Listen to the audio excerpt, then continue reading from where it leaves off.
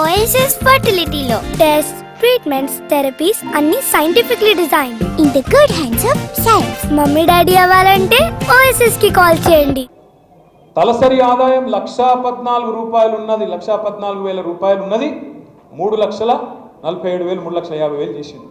అటెన్క రెండోది నేననేది మీరు గుర్తుపెట్టుకోండి, దయచేసి వినండి, దయచేసి గుర్తుపెట్టుకోండి. మనకు రాష్ట్రం కాంగ్రెస్ వాళ్ళు అప్పచెప్పినాడు 369 కోట్లు రెవెన్యూ మిగులు. మనం దిగిపోయిన నాడు 2023లో అన్ని జీతాలు ఇయ్యంగా, అన్ని రకాల పెన్షన్లు ఇయ్యంగా, అన్ని రకాల మిత్తిలు గట్టంగా, అన్ని రకాల అప్పులు గట్టంగా మనం ఏం చేసినాం? ఎందుకంటే రాష్ట్రం యొక్క బడ్జెట్ సైజ్ కూడా పెరుగుకుంటూ వచ్చింది. మొదటి సంవత్సరం బడ్జెట్ సైజ్ ఎంత? 60,000 కోట్లు. దిగిపోయినాడు బడ్జెట్ సైజ్ ఎంత? 3 లక్షల కోట్లు, 5 రెట్లు పెరిగింది. కాబట్టి ఏం చేసినాం మనం అన్నాడు?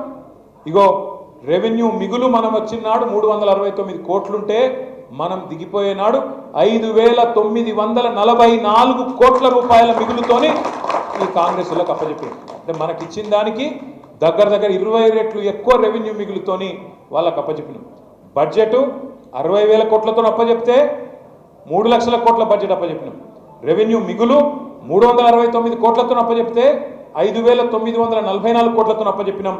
అదేవిధంగా తలసరి ఆదాయం 1,14,000తో అప్పచెప్తే 3,50,000తో ఈ సన్నాసులకు అప్పచెప్పినాం. నేను ఇంకొక మాట అడుగుతా మిమ్మల్ని, మనకు మన పిల్లల తరానికి తేడా ఏందో ఎరికేనా? మన తరంలో, మా తండ్రుల తరంలో, మా పెద్దోళ్ళ తరంలో, మా చారంకుల్ తరంలో ఏముండే? ఒక మనిషి జీవితకాలం కోరిక ఏముంటుండే? నేను ఉద్యోగం ఎక్కినా, లేకపోతే నేను ఒక పని ఎక్కినా, దిగిపోయే నాటికి, నేను రిటైర్మెంట్ అయ్యే నాటికో ఇల్లు ఉండాలి, ఇది కోరిక. ఏదో అప్పో సప్పో చేయాలి, కూడబెట్టుకోవాలి. మొత్తానికి నేను రిటైర్ అయ్యేసరికి నేను అద్దీంట్లో ఉండద్దు, కిరాయి ఇంట్లో ఉండద్దు, పోయి నా ఇంట్లో నేను చావాలి, ఇది కోరిక ఉంటుంది.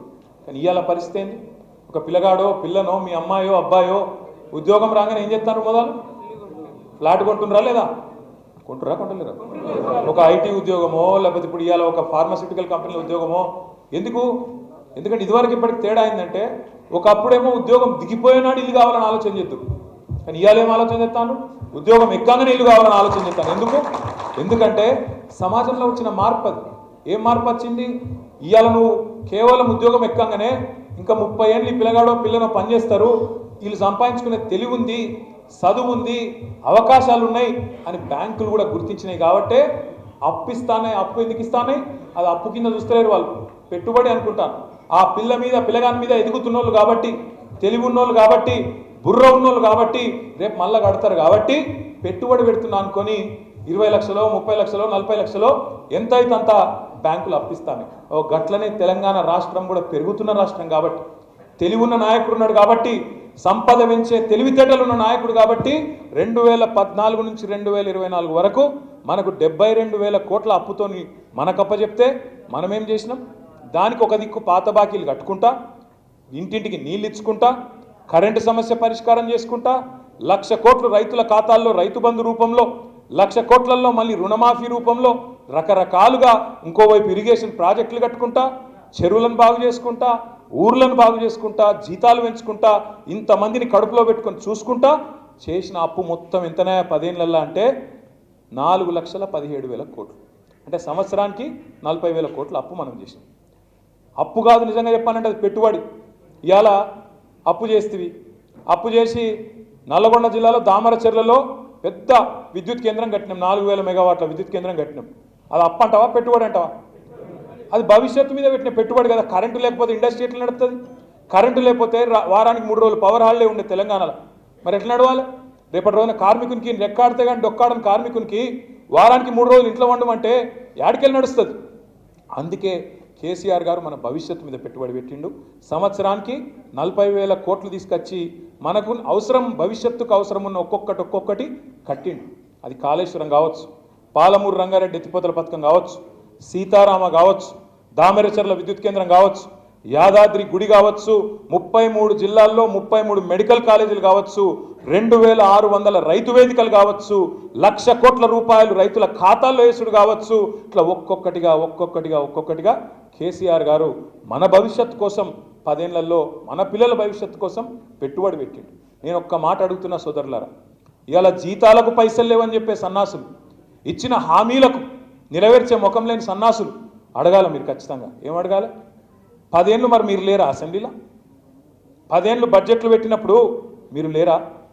10 ఏళ్ళు controller and auditor general CAG రిపోర్ట్లు వచ్చినప్పుడు మీరన్నా లేరా?